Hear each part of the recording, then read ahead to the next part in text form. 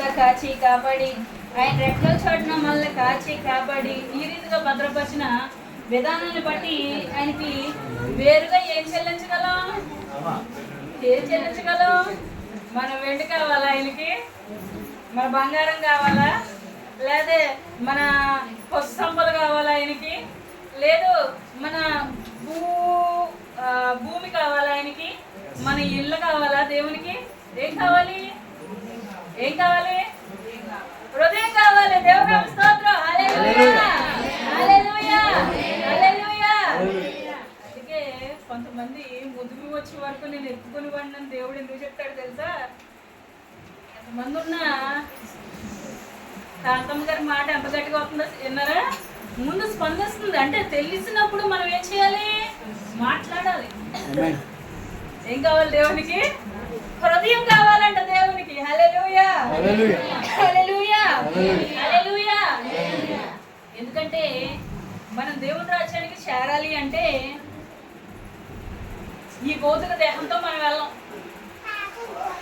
అంటే ఈ రూపురేఖలు కానీ మన వస్త్రధారంతో మనం సంపాదించిన ఆస్తిపాస్తులతో అన్ని కూడగట్టుకొని మనం వెళ్ళలేం. రక్త మాంసాలు దేవుని రాజ్యాన్ని స్వతంత్రించుకొని నేరం అంట.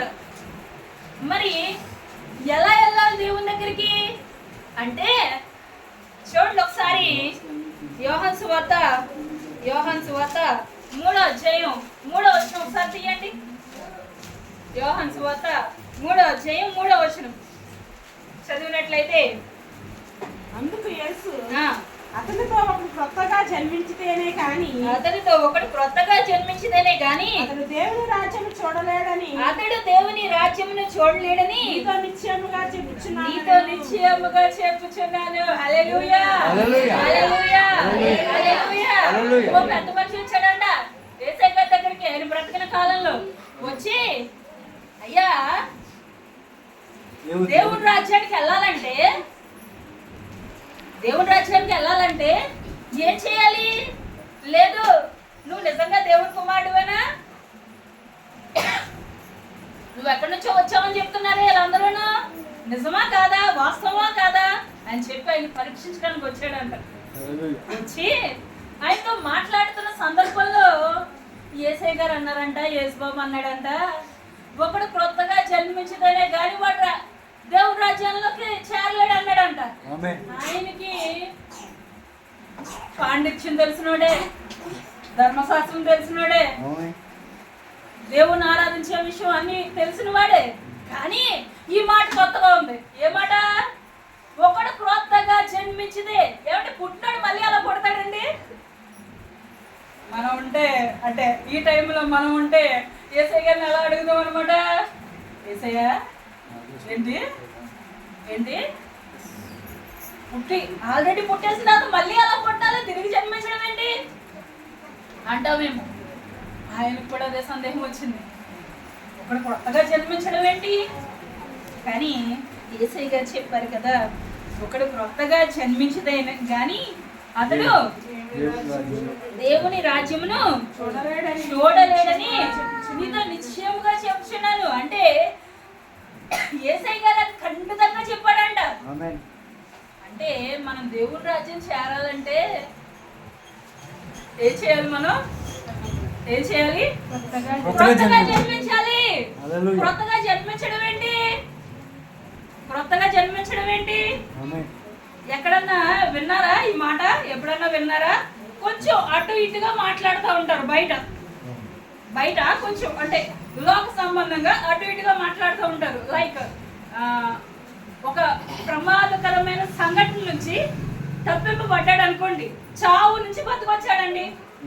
ఒక బస్సులో వెళ్తున్నాడు, బస్సులో చాలా మంది చచ్చిపోయారు, కొంతమంది మాత్రమే బతుకున్నారు. ఆ బతుకునాళ్ళలో ఒక అతను ఉన్నాడు.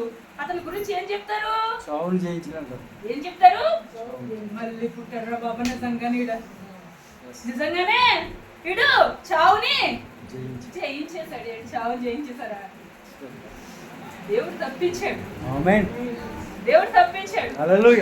అమ్మో ఇది పునర్జన్మే అంటారు. ఏంటి? పునర్జన్మే అంటే తిరిగి పుట్టడమే ఆమేన్. అని చెప్పి చాలా మంది లోకరీత్యా మాట్లాడుతూ ఉంటారు. కానీ తిరిగి జన్మించడం అంటే యేసు నీలో పుట్టడం, ఆమేన్. యేసు నీ హృదయంలో పుట్టడం, హల్లెలూయా. యేసు నీ హృదయంలో ఆయన ఉద్భవించడం, ఆమేన్. నీవు నీ సొంత రక్షకుడిగా ప్రభు అయినటువంటి యేసుని అంగీకరించడం, ఆమేన్. నమ్మడం, తెలుసుకోవడం, ఆమేన్. అది నువ్వు క్రొత్తగా జన్మించడం అంటే. హల్లెలూయా. క్రొత్తగా జన్మించడం అంటే నువ్వు యేసుని నమ్మడం, యేసుని తెలుసుకోవడం. మరి మన అందరం యేసుని తెలుసుకున్న వాళ్ళమేగా, రక్షణ పొందుకున్న వారమేగా, రక్షణ అనుభవం ఉందిగా. కాబట్టి మనం అయితే దేవుని రాజ్యానికి వెళ్ళిపోవచ్చు అనుకుంటారేమో, కానీ దానికి కొన్ని అటాచ్ చేయాల్సినవి ఉన్నాయంట. క్రొత్తగా జన్మించడం అంటే నీ మనసు మారాలి, నీ బుద్ధి మారాలి, నీ హృదయం మారాలి, ఆమేన్. నీ నడవడిక మారాలి, నీ ప్రవర్తన మారాలి, ఆమేన్. మాట తీరు మారాలి, ఆమేన్. ప్రవర్తించే తీరు మారాలి. హల్లెలూయా. ఎందుకంటే క్షణికావేశంలో చాలా మందికి కామన్ గా ఉండే థింగ్ చెప్తాను నేను. క్షణికావేశం అంటాం, షార్ట్ టెంపర్. ఏంటి షార్ట్ టెంపర్, సర్రమని వెళ్తారు. అప్పుడు బాగానే ఉంటారండి. హీట్ ఆఫ్ ద మూమెంట్ వచ్చేసరికి అరిసిన అరుపుకి జరిగింది. ఎప్పుడన్నా మీరు జరుగుతాయి, కామన్ గా జరిగే విషయాలు ఇవన్నీ కామన్ గా జరుగుతాయి.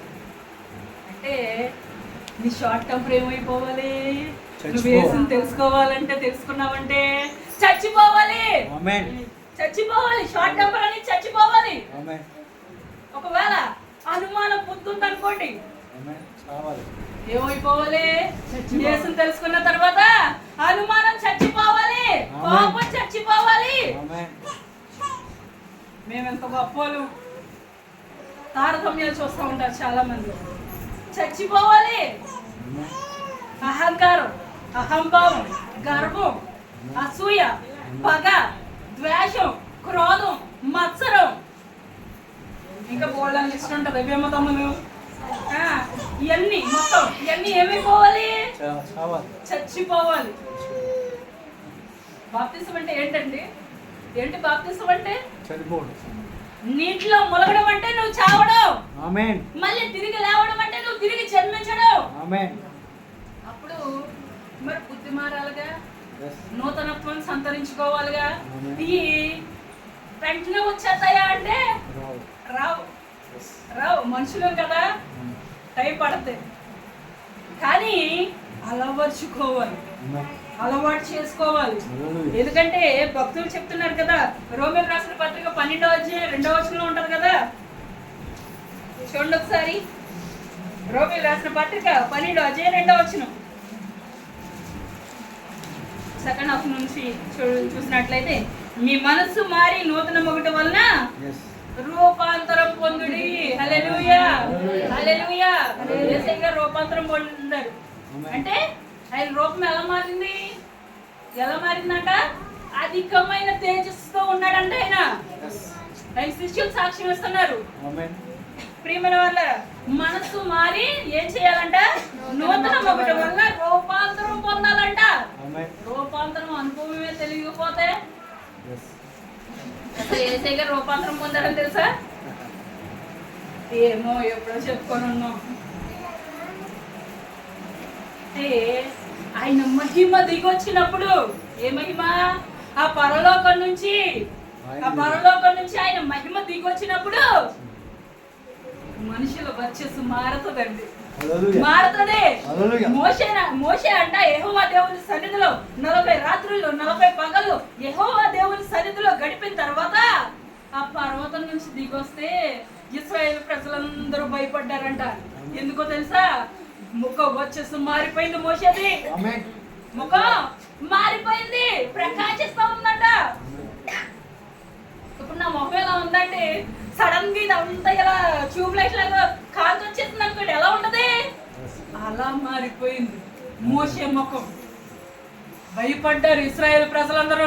Yes. భయపడితే మోషే ఏం చేశాడంటే, అది గమనించిన మోషే ముఖం మీద ముసుగేసుకున్నాడంట. ఇలా భయపడుతున్నారు ఇశ్రాయేలు ప్రజలు అని చెప్పి. ఆయన మహిమని ఏం చేయాలి? పొందుకోవాలి. హల్లెలూయా, హల్లెలూయా. మనస్సు మారాలంట. మనసు అంటే ఏంటి? మనసు అంటే ఏంటండి? బుద్ధి మారాలి. ఇప్పుడు దాకా ఉన్న బుద్ధి ఒకవేళ నీకు కుట్లత అనే బుద్ధి ఉందనుకోండి, మారాలి. నీకు కోపం అనే బుద్ధి ఉంటే మారాలి. నీకు అసూయ అనే బుద్ధి ఉంటే మారాలి. లోకంలో జీవించే బుద్ధి నీకుంటే మారాలి. అది యేసయ్య గారు అడిగేది. బుద్ధి మారడం అంటే నీ క్రియలు సరి చేసుకోవడం. హృదయం గర్తిస్తూ ఉంటది. మనస్సాక్షి అంటారు. మనకి దేవుడిచ్చిన ఆత్మ లోపల ఏం చేస్తుందో తెలుసా? మన తప్పిదాలు, లేకపోతే నోటి మాట సరిగ్గా రాకపోతే నువ్వు మాట్లాడిన మాట సరైంది కాదు, గర్తిస్తూ ఉంటది, కొడుతూ ఉంటది, కొడతా ఉంటది. తెలుసా మీకు? ఎప్పుడైనా అనుభవించారా? అనుభవించకపోతే ఈ పరిశుద్ధ గ్రంథం నేర్పిస్తుంది. దీన్ని చదివితే ఎప్పుడన్నా ఏమన్నా ఒక మాట జారితే అది ఎవరైనా కావచ్చు. ఇంట్లో తల్లిదండ్రుల మీద లెక్సే తరం లేదా? తల్లిదండ్రుల మీద చేయి చేసుకునే తరాలు లేవా? ఉన్నాయి, ఖచ్చితంగా ఉన్నాయి. ఈ పరిశుద్ధ గ్రంథాన్ని మీ పిల్లలకు అలవాటు చేస్తే ఆ బుద్ధి రాదంట. దేవుడు ఉండేవాడు. హల్లెలూయా, హల్లెలూయా, హల్లెలూయా. యేసయ్య గారు ఆయన వెళ్ళిపోతున్న టైంలో ఈ భూమిని విడిచి మన్నానికి వెళ్ళబోయే ముందు పేతురుతో అంటాడు కదా, శ్రేష్టమైన మాట అంటాడు. పేతురా, నువ్వు ఇప్పుడు ఎలా ఉన్నావు కానీ తర్వాత కష్టకాలాలు వస్తాయి, అందరూ నన్ను విడిచి వెళ్ళిపోతారు. అపవాది మిమ్మల్ని చెరపట్టి మిమ్మల్ని జాడించేయడానికి అడిగితే అది ఇబ్బంది పడతాకి, మిమ్మల్ని నలిపేయడానికి చూస్తుంటే నేను మీ నిమిత్తం ప్రభువుని వేడుకున్నాను అంటాడు అక్కడ. అని నీ మనసు తిరిగిన తర్వాత నీ సహోదరులను స్థిరపరచమని చెప్తాడు అక్కడ. అంటే యేసయ్య గారితో ఉన్నవాడే పేతురు, యేసయ్య గారితో బ్రతికిన వాడే అన్ని రోజులు. కానీ మనసు ఏమవ్వలేదండి, ధైర్యం కూడగట్టుకోలేదు. ఎందుకంటే భయపడతా ఉన్నాడు. యేసయ్య గారు వెళ్ళిన వెంటనే ఎక్కడికి వెళ్ళిపోయారు? అందరూ పేతురు గారి అధ్యక్షతలోని చేపలు పట్టడానికి తీసుకెళ్ళిపోయారు.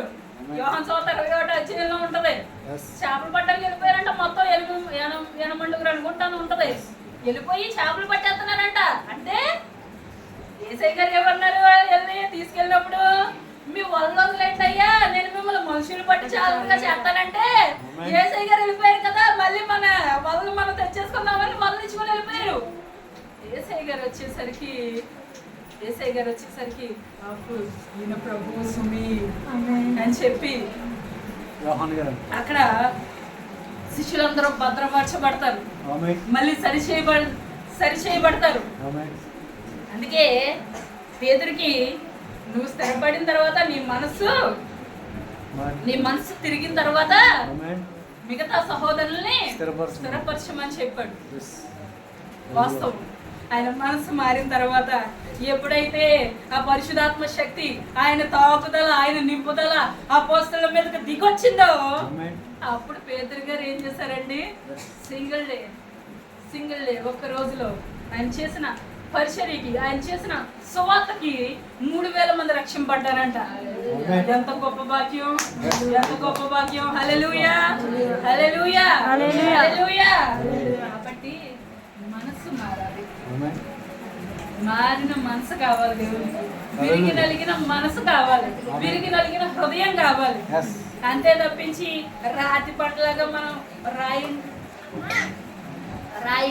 రాయిలాగా మన హృదయాలు చేసేసుకొని యేసయ్యా నా ప్రార్థన ఎందుకు అంగీకరించట్లేదు తండ్రి, అగో వాళ్ళందరూ ఏంటి చాలా మందికి బాధ ఉంటుంది తెలుసా?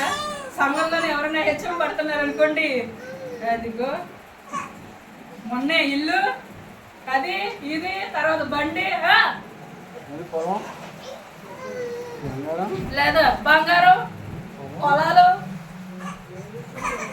కానీ కానీ దేవుణ్ణి ఎంతగా హెచ్చిస్తే ఆమేన్ దేవుడు ఎంతగా ప్రతిఫలం ఇస్తాడన్న వాస్తవం మర్చిపోతారు. హల్లెలూయా చాలా సంఘాల్లో మా పెద్దనాన్న సంఘాల్లో ఉంటాయి కొన్ని. వాళ్ళు చెప్పినప్పుడు ఏంటి పెట్టించుకున్న ప్రార్థన మీరు అందరూ వచ్చేసారని చెప్పి సంఘం రావడం మానేశారంట. తెలుసా మీకు? ఏంటి వీళ్ళు పెట్టించుకున్న ప్రార్థనకి రాలేదంట, వేరే వాళ్ళు ఎవరన్నా పెట్టించుకున్న ప్రార్థనకి అందరూ వెళ్ళిపోయారంట. అందుకని చెప్పి సంఘానికి రావడం మానేశారు. నష్టం ఎవరికి? దేవ సేవకుడిగా. ఒకరు మానేస్తే 10 మందిని దేవుడు ఏర్పాటు చేస్తాడు. ఆమేన్ ఇలా ఉంటాయి విధానాలు. అక్కడ ఎవరు తప్పు? ఎవరిదన్నా కావచ్చు. తప్పు పక్కన పెడితే ఏడ్చే తత్వం చచ్చిపోవాలి. ఆమేన్ యేసుని గణపరిచే విధానం ఇతరులు గణపరుస్తుంటే దాన్ని చూసి మనం ఏం చేయాలి? నేర్చుకోవాలి.